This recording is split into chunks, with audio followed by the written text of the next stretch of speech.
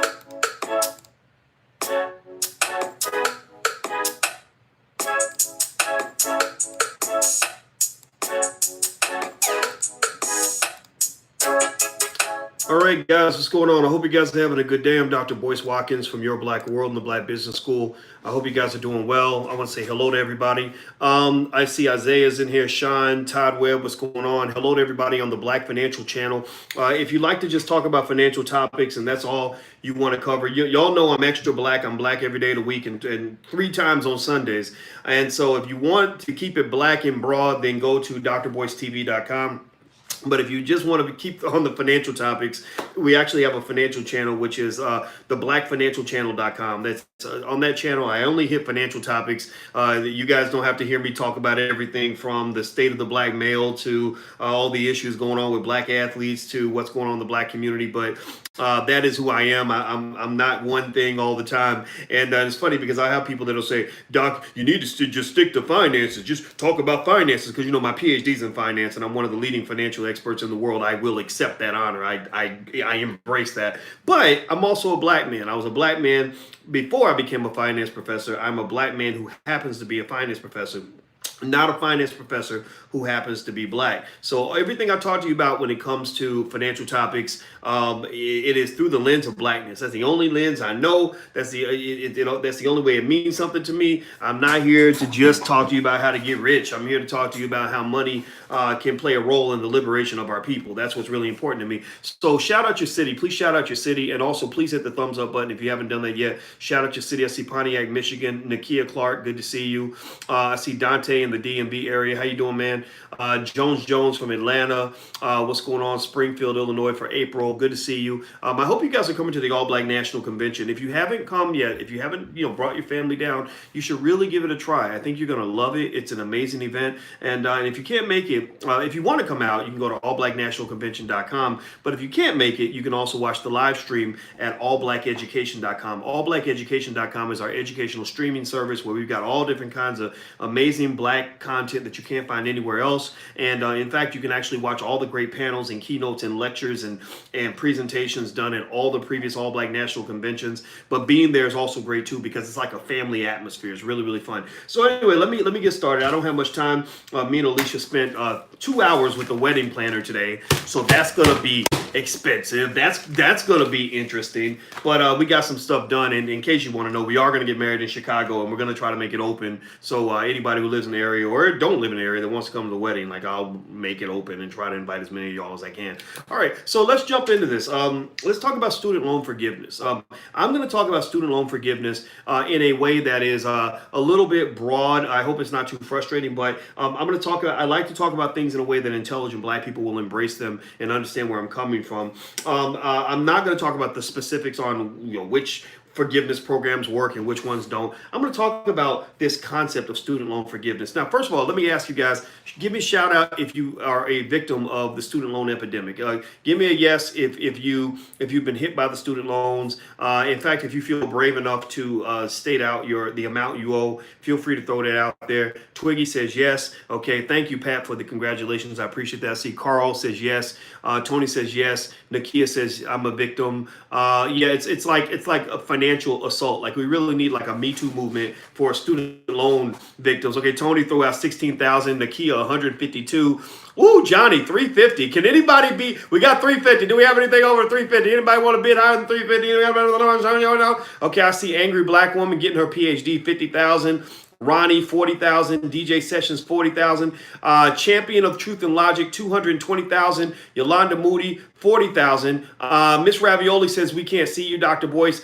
You can't see me. I bet everybody else can see me. If you can see me, say I can see you. Let's see. He says, my wife has 125K. You must love her and she must be gorgeous because that's a lot of debt to take on, but that's okay. I would do that I would take on $1 million in student loans to marry that woman upstairs. I'm not kidding. She could have more debt than the federal government and she would still be my wife. I wouldn't care. We just go down together. Ain't nothing wrong with that. But okay, so I see 75,000 for Karen. Oh, Clarence, I think you won, man. Clarence has $400,000 in student loan debt. My guy, Clarence, I really hope that you're like a neurosurgeon. Like I swear, I really pray to white Jesus, black Jesus, and baby Jesus that you are a surgeon for $400,000 in student loan debt. If you didn't graduate from school, if you didn't finish school, we really gonna make fun of you. I'm playing. We're not gonna make fun of you because actually the majority of black people who go to college don't graduate. Like, I don't know if y'all know that, but this is where the student loan debt situation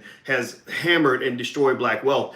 Most black people who go to college don't even finish, but they do finish with debt. Like 42% of them walk away with a bachelor's degree, and I bet you 80% of them walk away with debt, right? So college, unfortunately, for many black people has become a place where we're more likely to get the debt than we are to get the degree. You get the DE, but you think you're going to get the DEGREE, but you're getting the DEBT, right? And really, you feel like you got the D after they get finished screwing you, and you go through life with all this debt hanging over your head. It's really tough. I know 60, 70-year-olds who are still stuck in student loan debt, and they're going to die in debt, and it's very, very sad. And if you're in that category, join the club. It's happening to everybody. Ain't no shame in that game. But there is, I think, an impetus for all of us to really sort of say, okay, how can we do this a little bit better? Let's understand the dynamics here. So let me break this down. Look, let's talk about student loan forgiveness. Please hit the thumbs up button. If you haven't done it, please hit the thumbs up button.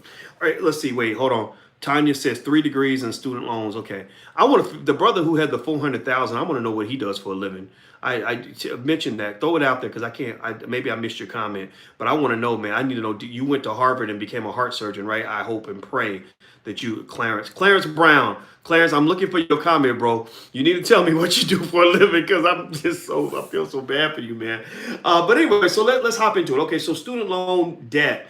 It's interesting because there's this concept called debt forgiveness, right? Forgiveness means what? That you don't have to pay the debt anymore, and you're being forgiven for this debt that you incurred. And I thought about that, and I said, it's interesting. Like, what does forgiveness really mean? And I said, really, it's rather than talking about student loan debt forgiveness, we should probably just get rid of the student loan process to begin with, right? There shouldn't be anything to forgive, right? And I looked up and I thought about this, and I got so deep on it that I literally did a Google search and I looked up the word forgiveness. And the thing about forgiveness is usually forgiveness means that that you did something wrong to somebody, right? The definition of forgiveness, psychologists generally define forgiveness as conscious, deliberate decisions to release feelings of resentment or vengeance toward a person or group who has harmed you, regardless of whether or not they actually deserve your forgiveness. So think about this, right? So when they say we're forgiving your student loans, that means that they no longer, whoever you owe money to, has made a conscious, deliberate decision to release feelings of resentment or vengeance toward you, right? Where's the vengeance? What's financial vengeance look like? Financial vengeance means you gonna pay me. You know, it means F you pay me. It means I'm gonna come get your ass on every corner of the earth. I'm gonna garnish your wages. I'm going if you die, I'm going to be the first one if in the front row of the funeral. I'm gonna show up and get every asset I can possibly get out of you because you owe me money. So I have resentment towards you because you owe a debt, and I have vengeance towards you. Revenge meaning I'm going to get my money back. So but when I forgive you, I'm letting that go. I'm releasing those feelings, from for someone who harmed me. So it's fascinating because when I think about that, right? Oh, it's kind of deep, but it's sort of this implication that you're being forgiven for harming someone. But what if you're being forgiven by somebody who harmed you in the first place, right? Like I mean, you think about student loans, who's really screwing who, right? If you are overcharged for a college education, right? If a degree is only supposed to cost you 40,000, they charge you 250,000, and then say we forgive you for not paying the other 210,000 that you owed. Um, I kind of think that's bullshit. I kind of call bullshit on that. I kind of think, what are you forgiving me for? Maybe I should be forgiving you, right? Maybe the universities need to be forgiven for overcharging for a college degree in the first place. These government subsidies, when they subsidize student loans, what they effectively do is they open the door for them to charge you insane amounts of money. Like, so for example, imagine if I had I don't know, let's say I had a water station, and I had sold bottles of water, and I was the only person in the desert selling bottled water, and I told you, these bottles of water cost $47 a piece. And you'd be like, wait a minute, that's a lot of money for water, and you're thirsty, right? There's nowhere else to buy water because every other station is selling the water for $47. And then imagine if they say, well, we're going to subsidize your purchase of water because everyone needs water. So we're going to subsidize your purchase by loaning you as much money as you need to get your $47 bottle of water. So you're thirsty, you don't have any choice. So you go and you buy the $47 bottle of water. So you buy, you throughout the week, you drink 4, 5, 10 bottles, whatever, because your family needs water. And then you end up owing, $5,000 for this water that maybe costs, $5 for them to put in the bottle, right? Is that real? Do you really owe a legitimate debt for a legitimate commodity that was given to you at a fair price, or were you screwed? Right? So I would argue that you were screwed. I would argue that the debt is primarily imaginary because they never should have charged you that much in the first place. So when they talk about student loan forgiveness, I think the forgiveness needs to start with forgiving these universities. I would say, look, you forgive me, I'm going to forgive you. How about this? You forgive my debt, and I'll forgive you for screwing me and making me do something that I'm going to regret for the rest of my life because I feel like you sexually assaulted me, right? I thought I was going to get a better life, and I didn't. I thought I was going to get a job making this much. I got a job making that much. I thought your piece of paper was going to be worth something, in terms of giving me the life I deserve. Instead, I got put in the doghouse. And my friends who didn't go to college, many of them are doing better than me because they learned a skill, a trade, or learned how to start a business and didn't have all that debt. So before you forgive me, I forgive you. How about that? Right? So that's the first thought. Hit the thumbs up button. Please hit the thumbs up button. And also don't forget this week, the All Black National Convention. I keep mentioning it because I want you guys to know about it. So if you want to come to Houston with us, it's not too late. I think you would love it. If you live in the area, you should come down. Go to allblacknationalconvention.com. You can get your passes there. That's allblacknationalconvention.com. Attorney Nicole Compton is going to do a Q&A session on how to get your business off the ground. She knows everything there is to know about starting a business because she's a lawyer and a small business startup specialist. So we're going to spend 2 hours talking about your business and how to get your business going. Then we're going to spend 2 hours talking about investing, how to invest in the stock market. Then the next day, we're going to have long panels and sessions on everything from Black love and relationships to Black health to Black politics to everything in between. We're going to have performances by great groups like the Royal Mix and also we're going to have just all kinds of cool stuff. I can't remember everything. We're going to have different panels and sessions and networking opportunities and everything else. So feel free to check it out, allblacknationalconvention.com. You can watch the live stream at allblackeducation.com. So write that down, please. Okay, so the other thing I want to throw out here is this. Here's one thing that you should know as you sort of think about how you want to advise your children or how you want to move forward in your life. They find, according to a recent study by, let's see, it looks like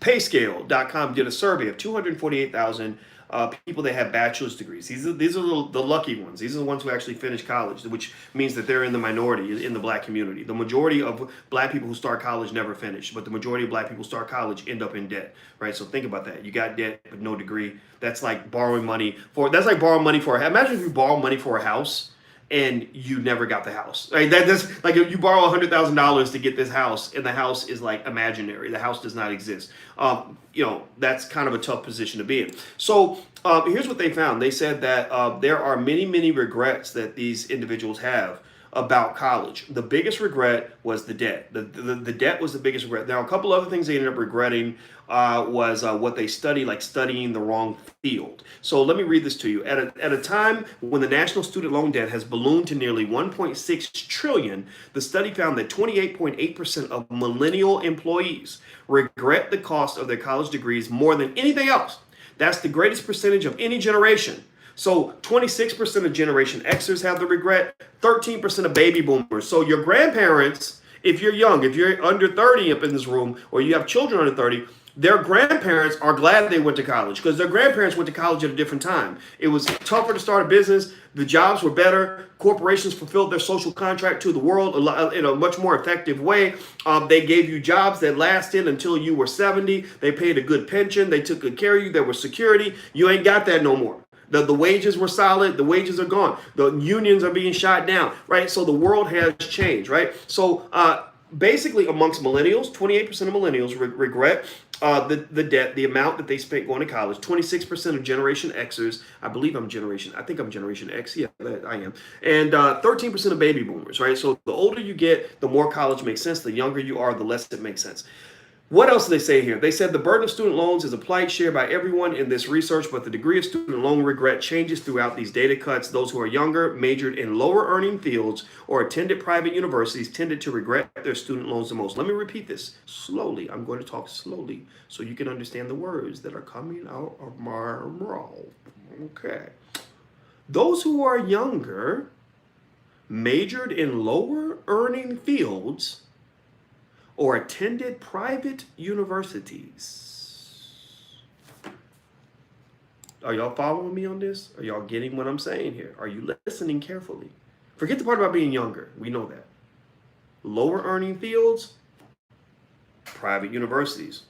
Lower revenue, higher cost.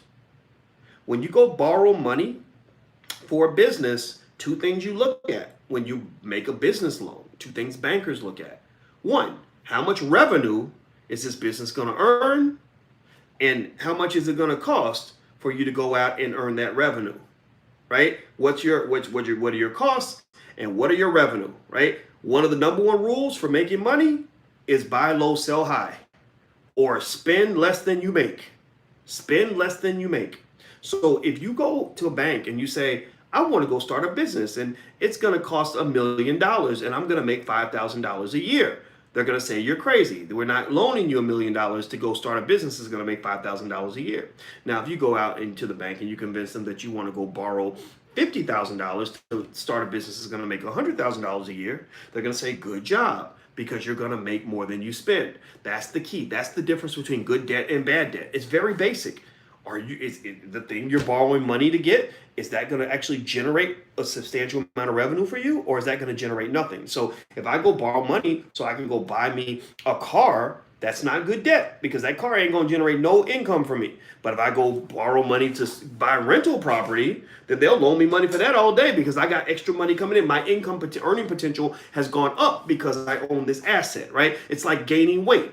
Gaining weight is not a bad thing if you're gaining muscle, but it's a terrible thing if you're gaining fat, right? So basically good debt is muscle, bad debt is fat. The more fat you have, the slower you can run this race and the more you're going to lose in the race toward wealth. Do you understand what I'm saying? Do you follow me? Give me a yes or no. Let me know if you understand what I'm saying here. You want muscle in the race. You do not want fat. Bad debt is fat. Student loan debt is bad debt for many of you because your income earning potential from that debt is too low. So you're carrying extra weight, but it's not making you faster. right? But if you carry extra weight and it makes you into a great athlete, then by God, then you should gain the weight. You know, like Antonio Brown was a great wide receiver because he had 3% body fat. So when Antonio Brown gained 3 pounds, it was probably 98% muscle. So him gaining weight was a good thing.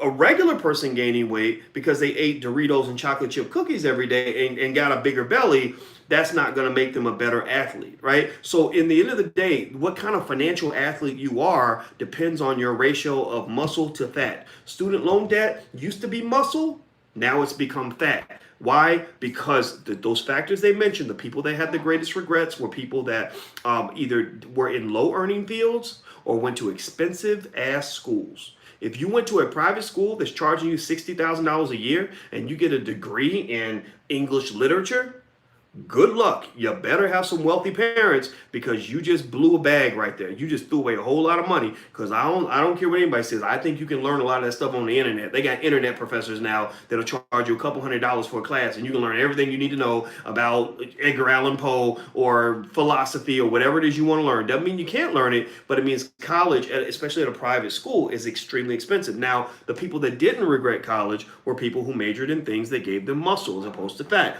Like if you're a computer science major and you borrowed $80,000 to get a degree in computer science from MIT, then you're lucky. Good for you. Good job.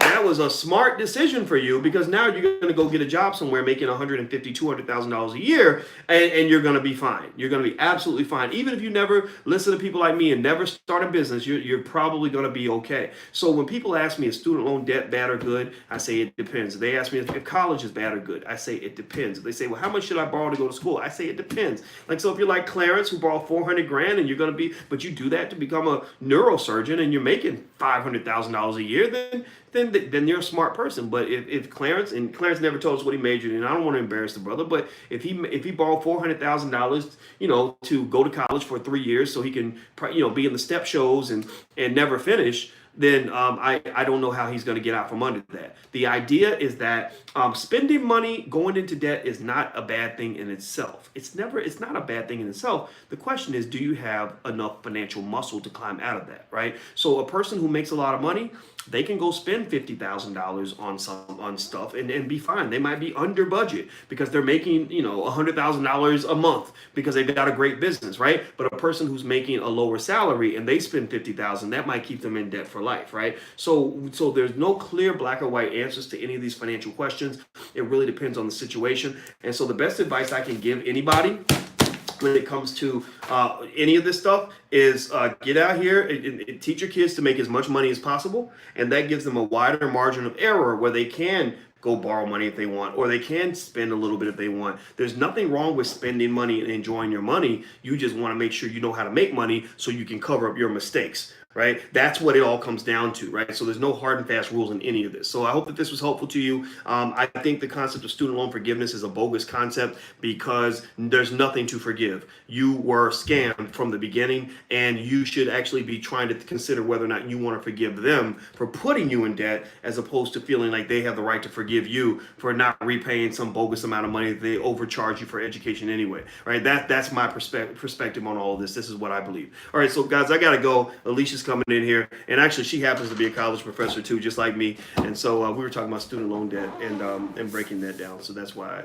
I'm late. So I gotta run, guys. We're about to do 5 miles. So I love you guys very much. If you want to get shirts like this, you can go to wokeblacktees.com. Feel free to go to woke, W-O-K-E, wokeblacktees.com. You can check out some of our t-shirts. Also, blagenough.com is our social media platform we have for black people. I hope you guys will go join this because we have great conversations over there. You can also find black people in your community by searching by city. And we have people from all over the world that are there. And so, you live in London, you'll find other Londoners on there. You live in Los Angeles, you'll find other people in LA, and you can find ways to get together. So Ashton Jr. likes to sit in my lap when I listen to Dr. Boyce. Oh, wow, that's really cool, Ashton. So give my best to Ashton Jr.